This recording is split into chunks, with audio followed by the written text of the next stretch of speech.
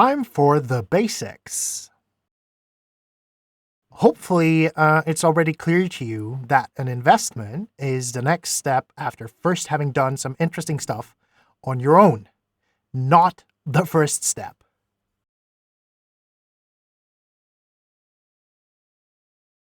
Unless your name happened to be Zuckerberg, Jobs, or Musk, or, well, you get the point.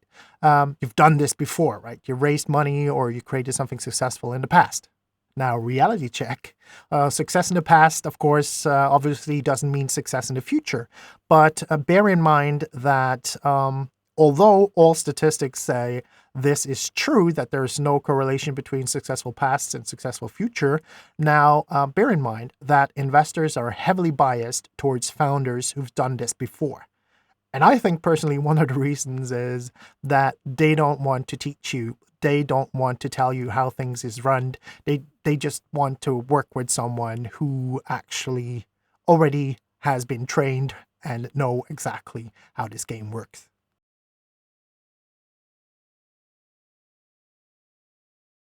And I hope it's equally clear to you that investors obviously don't exist to give you permission to start anything.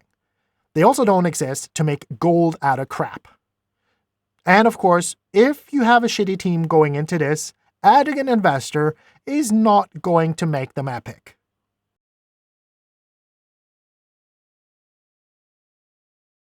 Now to the question, should I raise money now? Here's a funny diagram from Steve Blank that is part jest, but also quite realistic.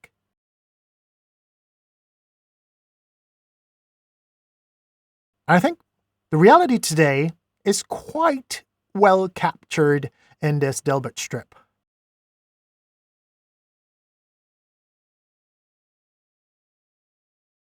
So if you think that you can go to an investor today with an idea and you haven't really done anything before like this, or a startup before, then the technical term of what you have is indeed nothing.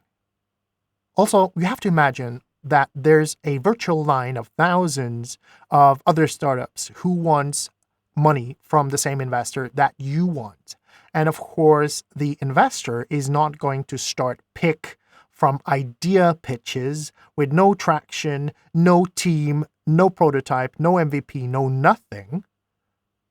If you haven't even started something before, no nothing at all, they're going to, of course, start with picking the startups that have a working team, that have proven they can work together because they have built something.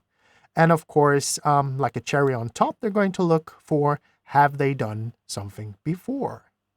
Warning, warning, warning. I think also this is a time to give you a little warning. In the beginning, I told you I am the co-founder of the largest pitching event in Germany, possibly largest in Europe. But anyways, I think that means that I am quite in a position to tell you and warn you about the thing that I'm now going to warn you about. And that is that startup pitch competitions are success theater bullshit. Yep, you heard it.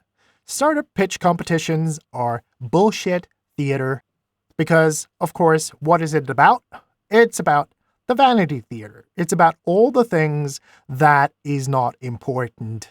It's about all the things that are going to take all the attention, all your productivity away from you. Because, of course, if you're participating in a competition, you're not in the office or you're not out with the customer and you're not selling or you're not building. Of course, the true north should not be here. What kind of pitch competitions can I win or how many can I participate in?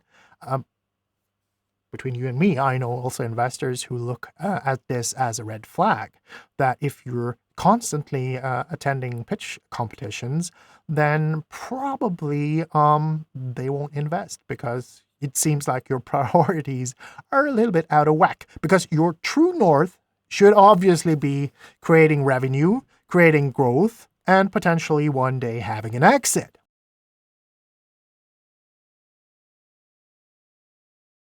But, and there is a big but, where else are you going to get the training? As long as you do not ever mistake competitions for pitching investors, you're fine. This bears repeating. Never mistake competitions for pitching investors.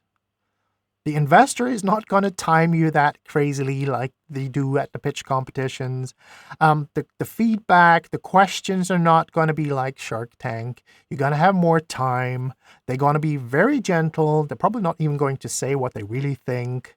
Now, never mistake pitching competitions for pitching investors, and you'll be fine. You'll get to train your oral skills. You're going to train until you get confident without wobbly knees standing in front of a lot of people.